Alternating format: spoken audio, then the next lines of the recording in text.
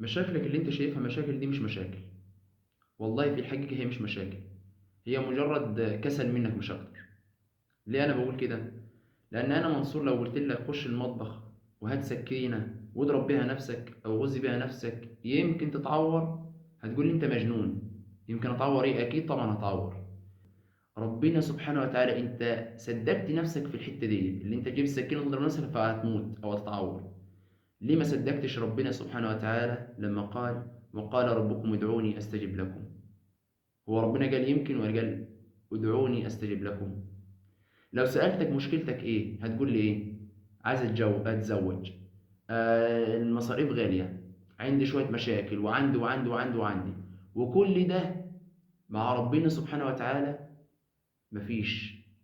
في لحظة بيتغير، في لحظة الحياة كلها بتتغير. ليه؟ ربنا سبحانه وتعالى لا يعجزه شيء، وربنا سبحانه وتعالى قادر على كل شيء. لو أنا قلت لك مثلا تعال نشوف الأنبياء، هم الأنبياء ما كانش عندهم ابتلاءات وكان عندهم مشاكل وكان عندهم كان عندهم كتير قوي. طيب كان بيحصل إيه؟ كانوا بيدعوا ربنا فربنا سبحانه وتعالى يستجيب عشان هم أنبياء وكده؟ لا طبعا. مش عشان هو نبي فيدعي فربنا يستجيب لي، لا. مش كده بس، لأن كان عنده حسن ظن بالله وكانوا بيدعوا ربنا بمفهوم أكيد ربنا هيستجيب. أما أنت وأنا إحنا كسل، إحنا بنروح ندعي ربنا سبحانه وتعالى بمفهوم يمكن ربنا يستجيب.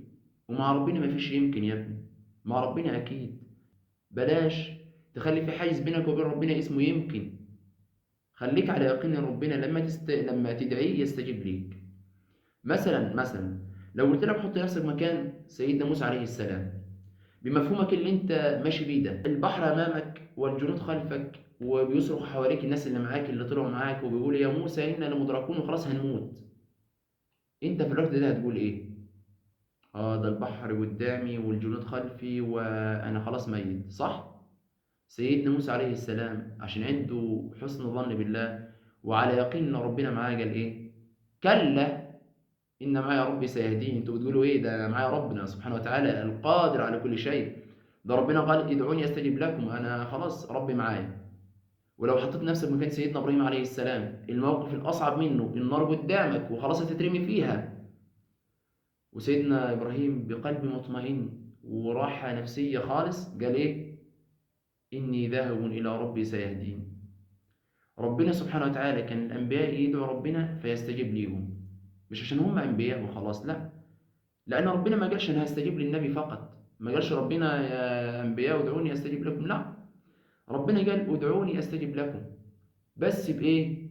بأكيد اللي أنت على حسن ظن بالله وإن أنت على يقين إن ربنا يستجيب لك لما تدعوه.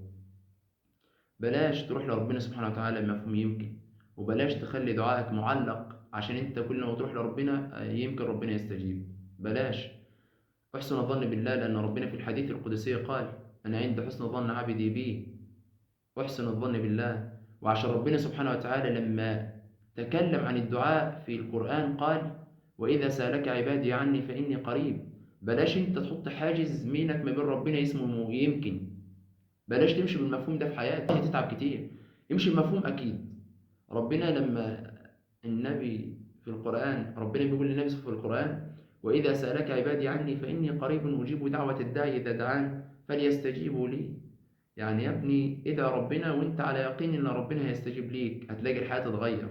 وفي نهاية الفيديو بحب انصحك بلاش تروح لربنا بمفهوم يمكن، روح لربنا بمفهوم اكيد ربنا سبحانه وتعالى هيغير حالك لافضل حال.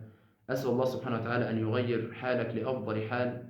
وما تنساش تشترك في القناة وتشير الفيديو وتعلق بكومنت جميل منك عشان الناس تشوف الفيديو وعشان الكل يستفيد وعشان يوم القيامة تنتفع بهذه الحسنات الجارية.